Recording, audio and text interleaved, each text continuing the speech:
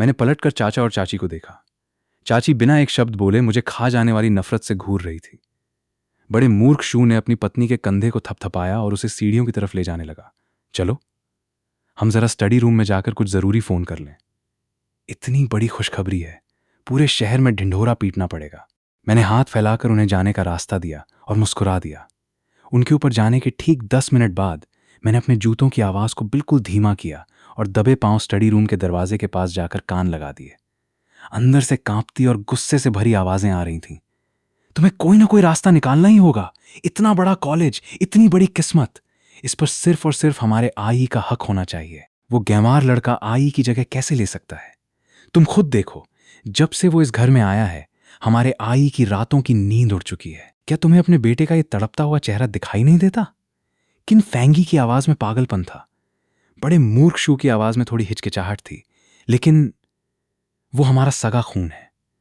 अगर वो कोई मामूली अनपढ़ लड़का होता तो हम उसकी किस्मत बदल देते, पर वो बहुत चालाक और जीनियस निकला। वो भविष्य में कोई बहुत बड़ी हस्ती बनने वाला है।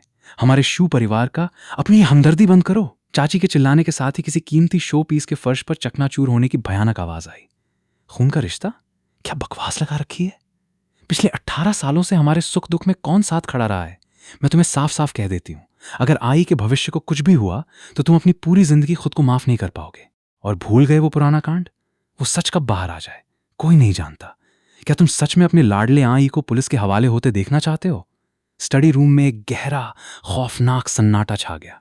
काफी देर बाद बड़े मूर्ख शू की भारी आवाज आई। ठीक है, मैं समझ गया कि मुझे क्या करना है। दरवाजे के बाहर खड़े होकर मैंने एक गहरी सांस ली और अपने कमरे की तरफ बढ़ गया। मैंने मन ही मन कहा, चलो अब इस खेल का असली तमाशा शुरू होने वाला है। अगली सुबह जब मैं नीचे उतरा तो घर में कोई नहीं था। सिर्फ लियू रुआन सोफे पर पैर चढ़ाए बैठी थी। जैसे ही उसकी नजर मुझ पर पड़ी, वो किसी नागिन की तरफ फुफकारती हुई खड़ी हो गई। शूई, ज्यादा हवा में उड़ने की जरूरत नहीं है। तुम्हें क्या लगता है कि सिर्फ परीक्षा में टॉप करने से तुम खुदा बन गए? तुम जैसे मामूली और गरीब खानदान के लोगों के लिए ये डिग्रियां ही सब कुछ होती हैं। तुम्हें लगता है तुमने पूरी दुनिया जीत ली? अरे, पढ़ लिख कर तुम बहुत बड़े अफसर भी बन जाओगे तो भी क्या उखाड़ लोगे? तुम्हारी पूरी जिंदगी की कमाई हमारे जैसे रईस खानदानों की पैर की धूल के बराबर भी नहीं होगी। इस शू परिवार का इकलौता वारिस सिर्फ आई ही है, और लियू खानदान की बहू मैं सिर्फ आई ही को अपना शौहर मानेगी, तुम्हारे जैसे किसी सड़क छाप को नहीं। तुम हमारे सामने एक कीड़े से बढ़कर कुछ नहीं हो। मैंने अपने कान में उंगली डालते हुए कहा, रुको रुको, जरा अपनी इस बकवास पर ब्रेक लगाओ। क्या मैंने तुम्हें पहले नहीं बताया था कि मेरा नाम शू ही नहीं है? मैं पापा लेनू। लियू रुआन का चेहरा अजीब सा बन गया। उसे समझ ही नहीं आया कि इस बेखौफ जवाब पर क्या रिएक्ट करे। मैंने उसकी घबराहट का मजा लेते हुए अपनी बात आगे बढ़ाई। अच्छा, तो तुम यहाँ सुबह सुबह इतनी लंबी बकवास इसलिए करने आई हो क्योंकि तुम्हें डर है कि मैं तुम्हारे उस भीगी बिल्ली जैसे मंगेतर से तुम्हारी शादी का रिश्ता छीन लूंगा? हे, अपना ये वहम दिमाग से निकाल दो, घमंडी लड़की।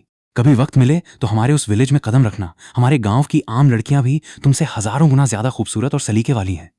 मेरी नजरों में तुम उनके पैर के एक नाखून के बराबर भी नहीं हो। यहाँ आकर अपनी जुबान गंदी करने से बेहतर है कि जाकर अपने उस रोतू मंगेतर के आंसू पोंछो। लेकिन लियू रुआन के अहंकार पर इस बात से गहरी चोट लगी। उसने अपनी भौहें सिकोड़ते हुए कहा, अपनी झूठी शान अपने पास रखो। तुम अच्छी तरह जानते हो कि शू परिवार में तुम्हारी कोई औकात नहीं है।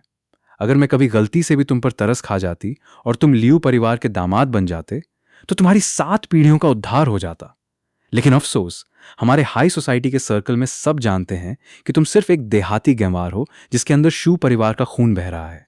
अपने खानदान की साख के लिए मैं तुम्हारे जैसे आवारा से कभी शादी नहीं करूंगी। मैंने अपना हाथ उठाकर उसे बीच में ही टोक दिया।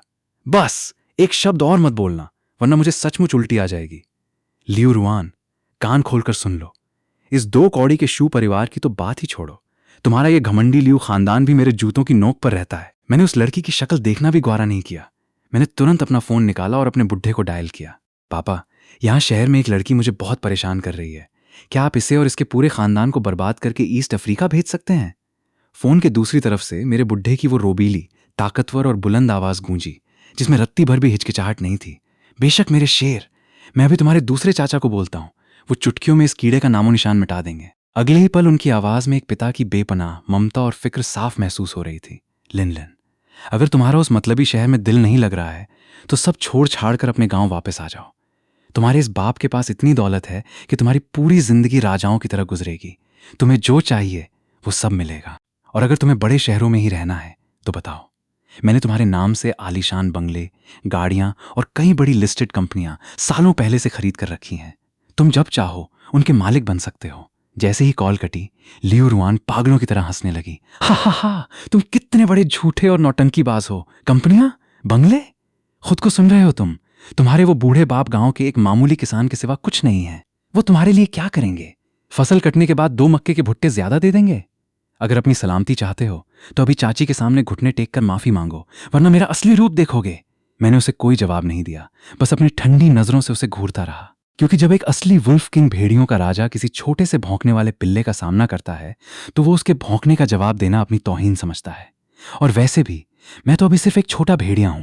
मेरे पापा इस दुनिया के असली वुल्फ किंग हैं। वो लोग जिसे एक मामूली किसान समझ रहे थे, वो जिंगझोउ के वो अंडरग्राउंड सम्राट थे जिन्होंने सिर्फ शांति और मेरे सुकून के लिए अपनी पुरानी खूनी दुनिया को छोड़ दिया था। हमारे गांव का हर एक आदमी मेरे पापा का वफादार कमांडर रह चुका था। उन्होंने बचपन से मुझे जिस कड़े अनुशासन और ट्रेनिंग में पाला था, उसी की बदौलत मैं 10 साल की उम्र से ही बड़े बड़े पहलवानों को चित कर देता था। पापा की ताकत और रसूख इतना बड़ा था कि शहर के बड़े बड़े नामी घराने उनके नाम से ही थर थर कांपते थे। वो तो बस मुझे इस दलदल से दूर एक शांत और महफूज जिंदगी देना चाहते थे। शू और लियू जैसे छोटे मोटे कीड़े मकोड़ों को कुचलने के लिए तो पापा को खुद हाथ उठाने की भी जरूरत नहीं थी। उनके वफादारों का एक इशारा ही काफी था। मैं अभी लियू रुआन के सामने खड़ा ही था कि तभी बड़े मूर्ख शू चाची किन फैंगी और आई के साथ घर के अंदर दाखिल हुआ। चाची के चेहरे पर एक अजीब चालाकी भरी बड़ी मुस्कान थी। वो आगे बढ़ी और बेहद मीठी आवाज में बोली, आई, बहुत अच्छा हुआ तुम घर पर ही मिल गए। तुम्हारी चाची ने सब सोच लिया है। तुम इस बात से दुखी थे ना कि तुम्हारे छोटे भाई ने तुम्हारा नाम ले लिया? तो तुम्हारे चाचा और मैंने फैसला किया है कि हम तुम्हारा नाम वापस बदल रहे हैं। आज से तुम ही शुई कहलाओगे। अब पुरानी बातों को भूलकर हमसे नाराज मत रहो बेटा। बड़े मूर्ख शू भी अपनी नकली ममता दिखाता हुआ पास आया। हाँ बेटा, देखो हम तुमसे कितना प्यार करते हैं। एक बार कागजात बदल जाएं तो हम सब एक खुशहाल परिवार की तरह रहेंगे। जो कुछ भी इस शू खानदान का है वो सब तुम्हारा हो जाएगा। मैंने एक गहरी और ठंडी हंसी हंसते हुए उनकी आंखों में देखा। मैं उनकी इस घटिया चाल को बखूबी समझ रहा था। वो मेरा नाम बदलकर आई के नाम पर करना चाहते थे ताकि आई मेरी जगह देश की सबसे बड़ी यूनिवर्सिटी सिंघुआ में पढ़ने जा सके। और बदले में आई ने जो पाप और क्राइम किए हैं उसका सारा इल्जाम और जेल की सजा मेरे नाम आ जाए। मैं पहले इस शू परिवार का खेल अपने दम पर खत्म करना चाहता था। मैं अपने पापा को इस कचरे में नहीं घसीटना चाहता था। लेकिन अभी अभी पापा से बात करने के बाद मुझे एहसास हुआ कि जब मेरे पीछे इतना बड़ा और ताकतवर साम्राज्य खड़ा है तो उसका इस्तेमाल न करना बेवकूफ़ी होगी। मैंने अपने चेहरे से शरीफ लड़का होने का नाटक पूरी तरह हटा दिया। अपनी बाहें सीने पर सिकोड़ कर मैं उनके सामने खड़ा हो गया। हम सब यहाँ समझदार और बालिग लोग हैं, तो ये सुखी और प्यारे परिवार का घटिया नाटक मेरे सामने बंद करो। तुम्हारी ये मीठी बातें सुनकर मुझे उल्टी आने लगती है। तुम मुझे 18 साल बाद ढूंढकर यहाँ सिर्फ इसलिए लाए हो ना ताकि मैं इस निकम्मे आई के पापों का टोकरा अपने सिर ले लूं?